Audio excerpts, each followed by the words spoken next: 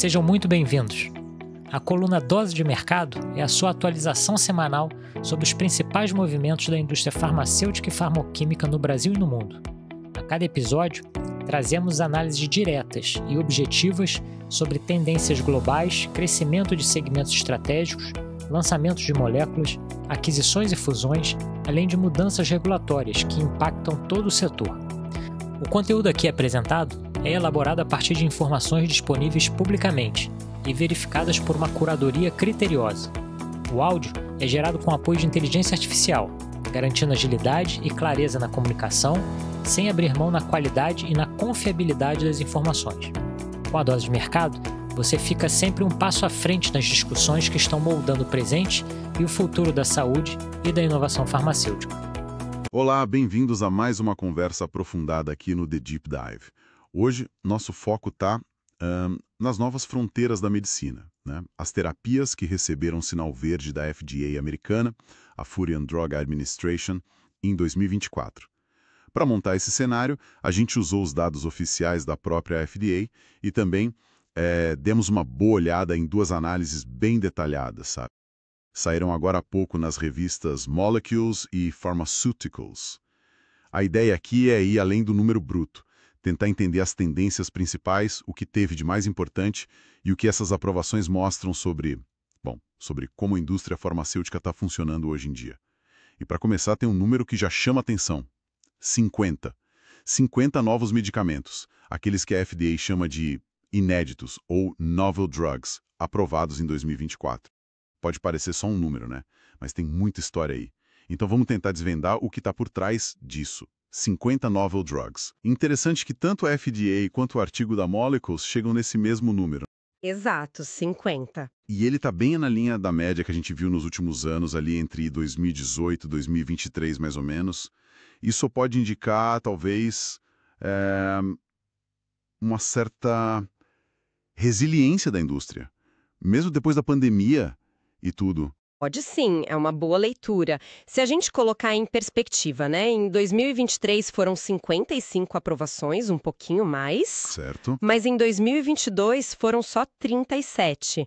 Ali talvez a gente sentiu um pouco o impacto de atrasos da pandemia, né? Uhum. Então esses 50 de 2024 parecem mesmo sinalizar uma volta a um ritmo robusto, consistente de inovação chegando ao mercado. Parece que o setor não sofreu um abalo tão duradouro, assim, por causa da Covid-19, no fim das contas. Faz sentido. E como o artigo da Molecules até sugere, talvez a resposta rápida com as vacinas tenha até, de certa forma, reforçado a imagem da capacidade do setor, né? É uma boa perspectiva. Agora vamos mergulhar um pouco mais. Como é que esses 50 medicamentos se dividem, em termos de tipo de molécula?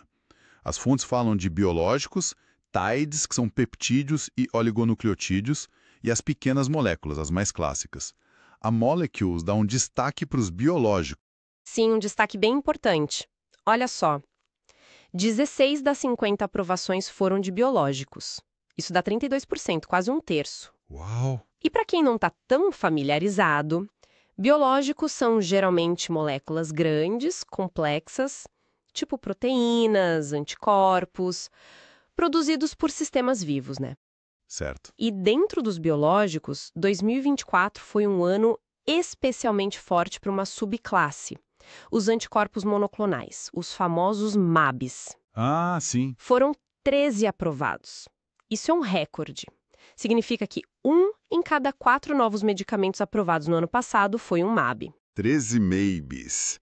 25% do total. Isso é muito expressivo. O que explica essa força toda? As plataformas de desenvolvimento amadureceram, é uma combinação de coisas, eu diria. As plataformas para descobrir engenhar anticorpos hoje estão muito mais maduras, muito eficientes. Entendi. A gente consegue desenhar MBs com altíssima especificidade para alvos moleculares bem definidos. Isso leva a terapias mais direcionadas, né? E muitas vezes mais eficazes, com perfil de segurança melhor para certas doenças. Uhum. E, claro, o sucesso que eles já tiveram em áreas como oncologia, doenças autoimunes. Isso cria um ciclo, né? Atrai investimento, mais pesquisa. Verdade. Essa participação de 32% dos biológicos em 2024, puxada pelos MPABs, ela é maior que a média dos últimos 6 anos, que era de 28%, confirma essa tendência de crescimento e as áreas terapêuticas que esses 13 MPABs cobriram são bem variadas. A oncologia continua sendo, assim, o carro-chefe, metade dessas aprovações foi para câncer. Mas tivemos avanços bem legais em outras frentes. Na neurologia, por exemplo, veio o donanemab, Sim. nome comercial Kisunla. É o terceiro MPAB aprovado recentemente que mira nas placas beta-amiloides da doença de Alzheimer. Uma área com uma necessidade imensa, né? Nossa, sem dúvida. Aí, na dermatologia, também teve bastante coisa. Lebrikizumab, o Ebglyss, para eczema tópico, nemolizumab, o Nemolúvio, para prurigo nodular, e cosibelimab, um Loxiti, para um tipo de câncer de pele, o carcinoma cutâneo de células escamosas. Bastante coisa para pele. Sim. E para hemofilia, mais 2 MABs.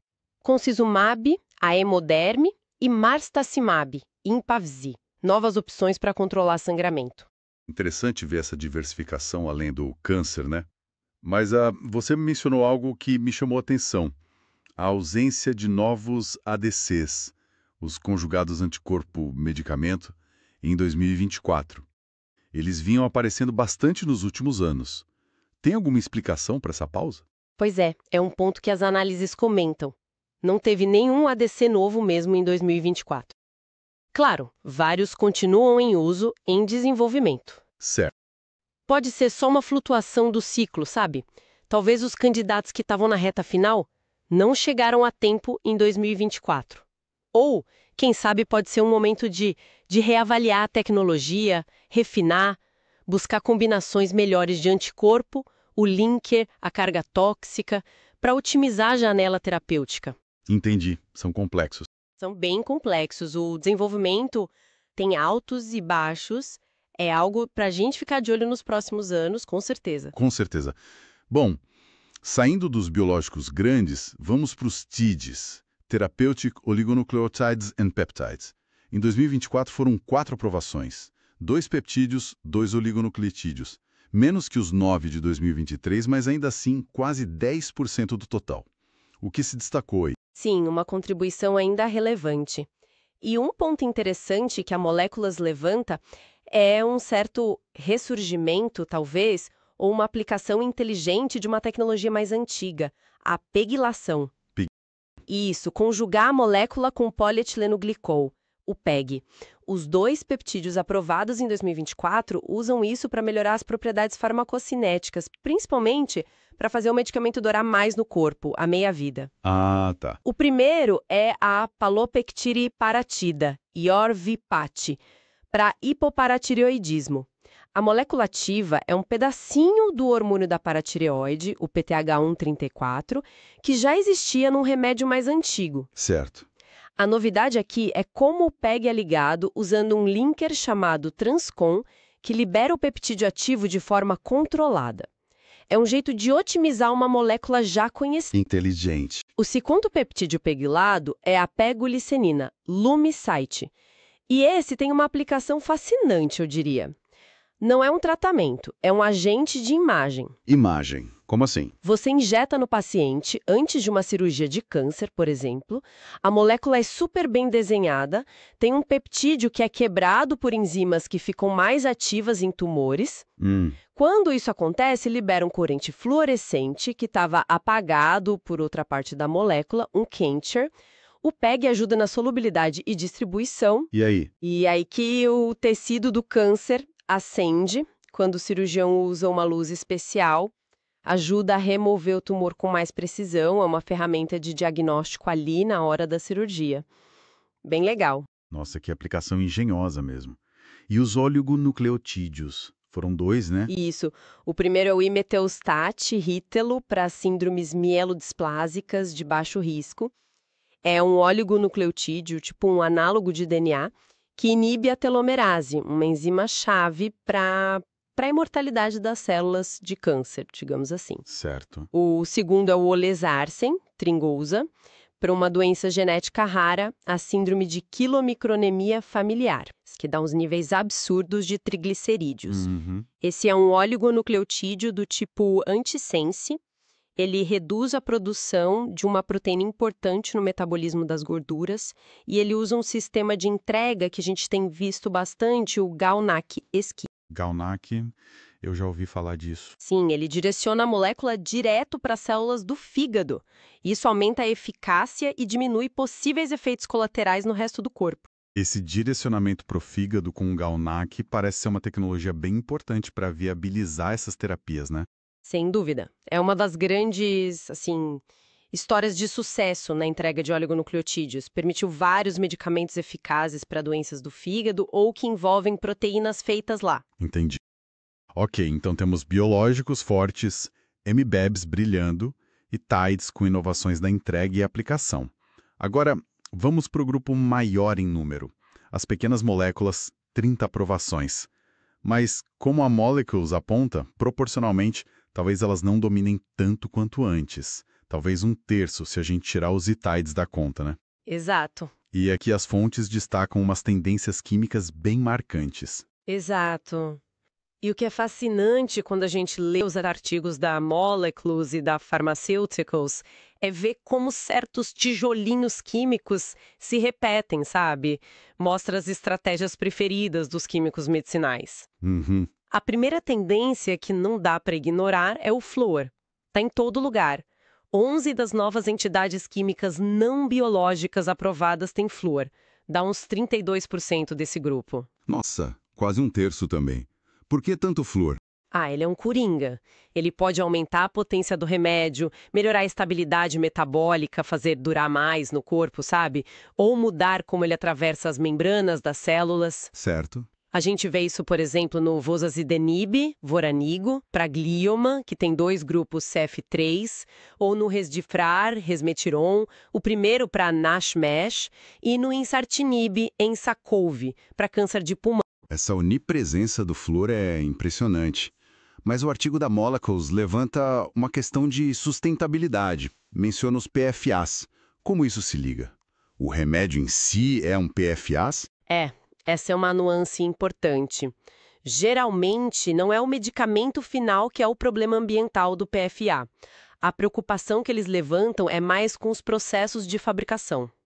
Entendi.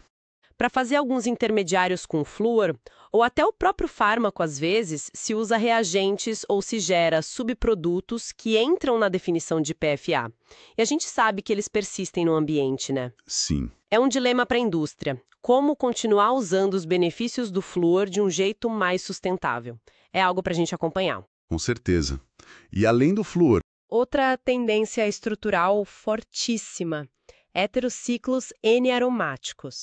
São aqueles anéis com nitrogênio, às vezes oxigênio, enxofre, e que têm características de anel aromático. São blocos de construção super versáteis na química medicinal. E quão comuns eles são? Muito. Presentes em 22 dos 50 medicamentos totais. E se a gente olhar só para as pequenas moléculas TIDES, esse número sobe para, pasme, 73%. 73%. Por que essa preferência toda por esses anéis com o nitrogênio? Olha, eles oferecem uma combinação muito boa de propriedades. Conseguem interagir de várias formas com as proteínas-alvo, sabe? Fazendo ligações de hidrogênio, interações pi, que são chave para a afinidade do remédio. E também ajudam a ajustar outras coisas importantes, tipo solubilidade, permeabilidade. E muitas vezes a gente vê eles combinados com flúor. É uma estratégia dupla para otimizar a molécula. Faz sentido. E o Resdifrar, que já falamos, com piridazina e triazina. Entendi, são como peças de Lego químicas muito úteis. E, além do flúor e desses heterociclos, que mais se destacou nas pequenas moléculas? Eu li algo sobre medicamentos deuterados. Sim, uma estratégia mais de nicho, talvez, mas que está ganhando espaço. Em 2024, mais 2 remédios com deutério foram aprovados. Agora são 4 na história. Deutério é o hidrogênio mais pesado. Exatamente. A ideia é trocar alguns átomos de hidrogênio em pontos-chave da molécula por deutério. E, em certos casos, isso pode como dizer, brecar um pouco o metabolismo do remédio no fígado. Como assim? É por causa de um negócio chamado efeito isotópico cinético. A ligação carbono-deutério é um pouquinho mais forte que a carbono-hidrogênio. As enzimas que quebram o remédio podem ter mais dificuldade com essa ligação mais forte. Ah, interessante. Os que foram aprovados em 2024 foram o Doltivacaftor, que faz parte da combinação Auliftrac Pro para fibrose cística, e o Deuruxolitinib, Leqselvi, para alopecia areata. E qual a vantagem disso? Pode dar uma meia-vida maior, ou seja, tomar o remédio com menos frequência, ou talvez uma exposição mais constante ao medicamento. É uma otimização sutil, mas pode fazer diferença. É uma tendência para ver se pega mais. Bem interessante essa química fina. E as combinações de dose fixa? Continuam relevantes? Sim, apareceram com 5 aprovações em 2024. Teve o Auliftrac, que eu mencionei, para fibrose cística, o Exblifep e o Orlin-Va, os dois para infecções urinárias complicadas, e o Cobenfil para esquizofrenia. E a lógica por trás disso? Ah, varia. Pode ser para atacar o problema por mais de um lado, como nos antibióticos, ou para facilitar para o paciente tomar o remédio, né? Um comprimido em vez de vários. Ou até para estender o ciclo de vida de produtos que já existem. Geralmente combina remédios já conhecidos. Falando em conhecidos, e a inspiração em produtos naturais? Ainda vemos coisas novas vindo daí? A inspiração continua assim, mas talvez de forma menos direta do que antigamente, sabe? Especialmente para moléculas totalmente novas em áreas como antibióticos.